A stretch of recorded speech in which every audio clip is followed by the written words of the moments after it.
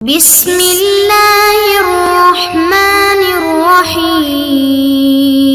السلام علیکم معزز طلباء کرام، آپ سب کیسے ہیں؟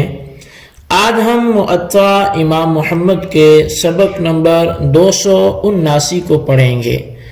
آج کے ہمارے سبق کا عنوان ہے بار بار چوری کرنے کا بیان۔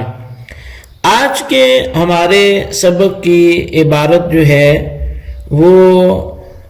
باب السارق یسرق وقد قطعت یدہ او یدہ ورجلہ سے شروع ہوتی ہے۔ تو آج کے ہمارے سبق میں ہم پڑھیں گے کہ یہ باب اس چور کے حوالے سے ہے کہ جو چوری کرتا ہے اور اس کے ہاتھ کاٹ لیے گئے، ایک ہاتھ کاٹ لیا گیا اور یا پھر ایک ہاتھ اور ایک پاؤں بھی کاٹ لیا گیا، تو یہ باب اس حوالے سے ہے۔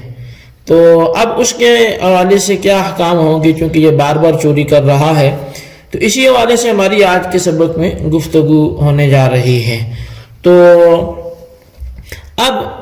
اس کے حوالے سے حدیث پاک جو امام محمد رحمۃ اللہ علیہ نے بیان کی ہے وہ یہ ہے کہ اخبرنا مالک اخبرنا عبد الرحمن بن القاسم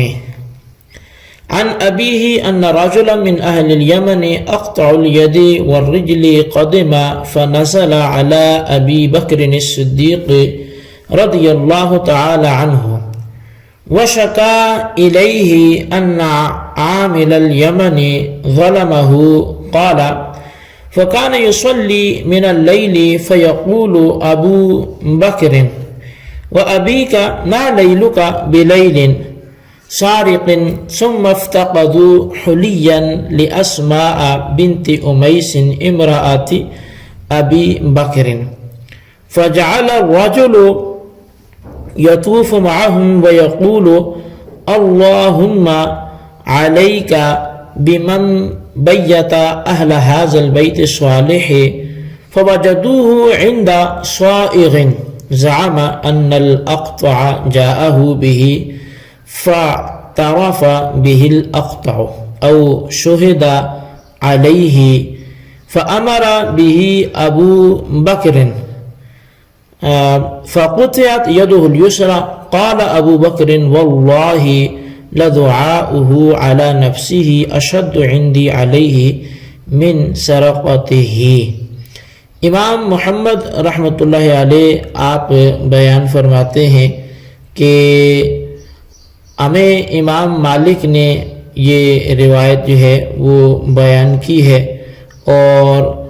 وہ فرماتے ہیں کہ ہمیں عبد الرحمن بن قاسم نے اس حوالے سے خبر دی ہے، اور وہ اپنے والد سے یہ خبر دیتے ہیں کہ ایک یمنی آدمی جس کا ایک ہاتھ اور ایک پاؤں وہ کٹا ہوا تھا،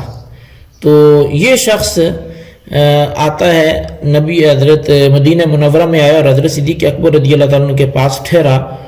اور یمن کے گورنر اس کے ظلم کی ان سے شکایت کرنے لگا۔ یہ شخص تہجد گزار تھا، تو ابو بکر صدیق رضی اللہ تعالی عنہ اس کے متعلق فرمایا کرتے تھے کہ تیری رات چوروں جیسی رات نہیں ہے۔ پھر اسماء بنت امیس جو حضرت سیدنا صدیق اکبر رضی اللہ تعالی عنہ کی زوجہ ہیں، ان کا ہار گم ہو گیا۔ وہ شخص دوسرے لوگوں کے ساتھ یہ آواز دیا کرتا تھا کہ اللہ تعالیٰ اس کو برباد کرے جس نے ایسے نیک گھر سے چوری کی ہے۔ پھر وہی ہار ایک سنار کی دکان میں موجود مل گیا، اس نے بتایا کہ یہ ہار تو فلاں ہاتھ پاؤں کٹے شخص نے مجھے دیا ہے۔ اسے پوچھا گیا تو وہ مان بھی گیا، یا اس پر گواہی دی گئی، تو اس لحاظ سے وہ پکڑا گیا۔ تو حضرت سیدنا ابو بکر صدیق رضی اللہ تعالیٰ عنہ نے اس کا بایاں ہاتھ کاٹنے کا حکم دیا۔ حضرت ابو بکر صدیق رضی اللہ تعالیٰ عنہ فرماتے تھے خدا کی قسم اس کا اپنے بارے میں بد دعا کرنا میرے نزدیک اس کے ہاتھ کاٹنے سے زیادہ حیران کن تھا۔ قال محمد قال ابن شہاب الزہری يروي ذلك عن عائشة أنها قالت إنما كان الذي سرق حل أسماء أقطع اليد اليمنى فقطع أبو بكر رجله اليسرى وكانت تنكر أن يكون أقطع اليد والرجل وكان ابن شهاب أعلم من غيره بهذا ونحوه من أهل بلاده وقد بلغنا أن عن عمر بن الخطاب وعن علي بن أبي طالب أنهما لم يزيدا في القطع على قطع اليد اليمنى والرجل اليسرى فإن أتي به بعد ذلك لم يقطعهاه وضمناه وهو قول أبي حنيفة والعامة من فقهائنا رحمۃ اللہ علیہ۔ تو اب امام محمد رحمۃ اللہ علیہ اس حدیث پاک کے ذکر کرنے کے بعد آپ مذہب احناف کو واضح کرتے ہوئے لکھتے ہیں کہ ابن شہاب زہری نے کہا کہ حضرت سیدہ عائشہ صدیقہ رضی اللہ تعالی عنہا سے مروی ہے، آپ فرماتی ہیں کہ جس نے اسماء کی چوری کی تھی اس کا صرف دایاں ہاتھ کٹا ہوا تھا، تو ابو بکر صدیق رضی اللہ تعالیٰ نے اس کا بایاں پاؤں کاٹنے کا حکم دیا تھا۔ آپ اس بات کا انکار کرتی تھیں کہ وہ پہلے سے ہی ایک ہاتھ اور ایک پاؤں کٹا ہوا تھا، اور ابن شہاب اس بارے میں دوسروں کی بنسبت زیادہ عالم تھے۔ تو حضرت عمر بن خطاب رضی اللہ تعالیٰ عنہ سے ہمیں یہ روایت پہنچی ہے، اور حضرت علی المرتضیٰ رضی اللہ تعالی عنہ سے بھی کہ دونوں حضرات دایاں ہاتھ اور پھر بایاں پاؤں کاٹنے کے بعد مزید قطع نہیں فرمایا کرتے تھے۔ اگر کچھ اور اس کے بعد لایا جاتا تو پھر یہ حضرات اسے قطع کی سزا نہیں دیتے تھے، بلکہ چٹی لیا کرتے تھے، توان لیا کرتے تھے۔ یہی امام اعظم امام ابو حنیفہ رضی اللہ تعالیٰ عنہ اور ہمارے عام فقہائے کرام کا قول بھی ہے۔ تو بہرحال جو حضرات چور کے دونوں ہاتھ اور دونوں پاؤں 4 مرتبہ چوری کرنے پر کاٹنے کا مسلک رکھتے ہیں، ان کی ایک دلیل یہی روایت ہے جسے امام محمد نے اپنی موطا میں حضرت ابوبکر صدیق رضی اللہ تعالیٰ عنہ کے واقعے کے ساتھ نقل کیا۔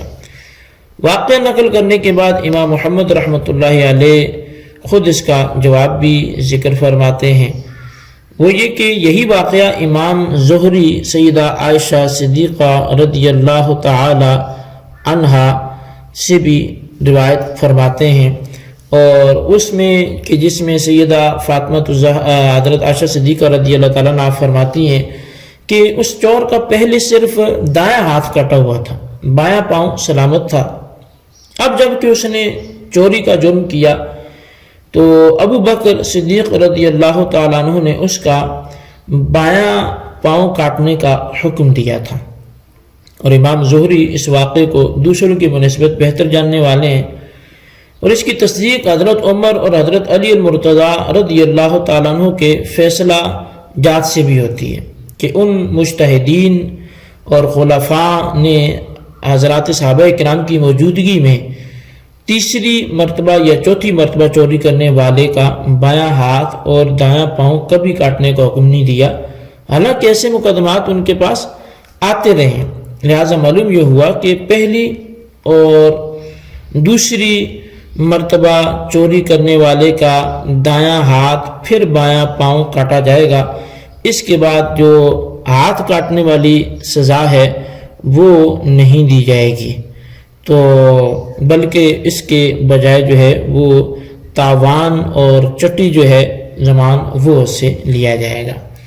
اسی مسئلے کی مزید تحقیق وہ صاحب فتح القدیر ابن حمام فرماتے ہیں۔ آپ فرماتے ہیں کہ بعض روایات سے یہ بات ملتی ہے کہ اس چور کا دایاں ہاتھ پہلے سے کسی وجہ سے کٹا ہوا تھا، اس سے یہ ثابت نہیں ہوتا کہ اس کا تیسری مرتبہ چوری کرنے پر بایاں ہاتھ کاٹا گیا تھا، اور جس روایت میں تیسری چوری پر ہاتھ کاٹنے کا واقعہ ملتا ہے وہ ایسے شخص کے بارے میں ہے جو سیدنا صدیق اکبر رضی اللہ تعالیٰ عنہ کا مہمان تھا، اور مہمان کا ہاتھ نہیں کاٹا جاتا، کیونکہ جب اس کو گھر میں داخل ہونے کی اجازت مل گئی تو اس مکان کی اشیاء اس کے لیے محفوظ کے حکم میں نہیں رہی۔ تو خلاصہ کلام یہ ہے کہ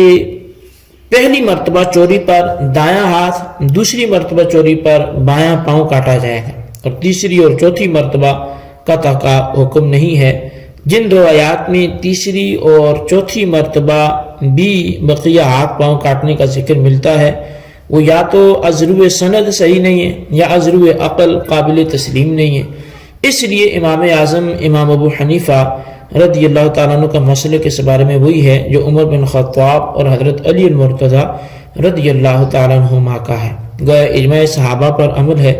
ہاں، تیسری اور چوتھی مرتبہ قطع کے بجائے تعزیراً کی سزا دی جا سکتی ہے، اور چوری کردہ مال کی چٹی بھی اس سے لی جائے گی۔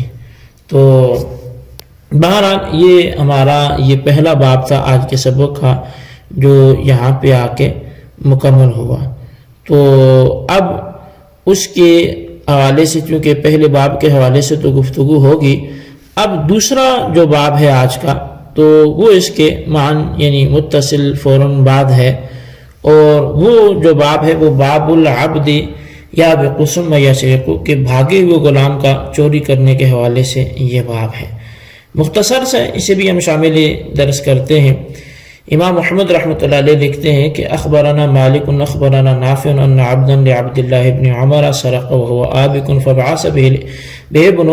عمر الى سعيد بن العاص ان يقطع يده فابى سعيد ان يقطع يده قال لا تقطع يد الآبق اذا سرق فقال له عبد الله بن عمر افي كتاب الله وجدت هذا ان العبد الآبق لا تقطع يده فامر به ابن عمر فقطعت يده۔ امام مالک نے امام محمد سے امام محمد کو جو بتایا، اور وہ روایت کرتے ہیں عبداللہ بن عمر کے بھاگے ہوئے غلام نے چوری کی، پھر اسے حضرت ابن عمر نے سعید بن عاص کے پاس ہاتھ کاٹنے کے لیے بھیجا، تو انہوں نے ہاتھ کاٹنے سے انکار کر دیا اور کہا کہ بھاگے ہوئے غلام کی چوری کرنے پر ہاتھ نہیں کاٹے جاتے۔ تو عبداللہ بن عمر نے پوچھا کیا تم نے قرآن کریم کا یہ حکم پایا ہے کہ بھاگا ہوا غلام چوری کرے تو اس کا ہاتھ نہیں کاٹا جائے گا؟ پھر حضرت عبداللہ بن عمر نے حکم دیا کہ اس کا ہاتھ کاٹا جائے۔ قال محمد تقطع يد الآبق وغير الآبق اذا سرق ولكن لا ينبغي ان يقطع سارق احد الا الامام الذي يحكم لانه حد لا يقوم به الا الامام او ما والله الامام ذلك وهو قول ابي حنيفه رحمۃ اللہ علیہ۔ تو بل امام محمد رحمۃ اللہ علیہ فرماتے ہیں کہ بھاگا ہوا اور نہ بھاگا ہوا دونوں کا ہاتھ کاٹا جائے گا۔ جب چوری کرے گا تو ہاتھ کاٹا جائے گا، لیکن چور کے ہاتھ کاٹنے کی سزا امام کے بغیر دوسرا نہیں دے سکتا، کیونکہ حدود کا قائم کرنے والا امام ہی ہوتا ہے۔ پھر جسے امام اختیار دے وہ قائم کر سکتا ہے۔ امام اعظم کا بھی یہی قول ہے۔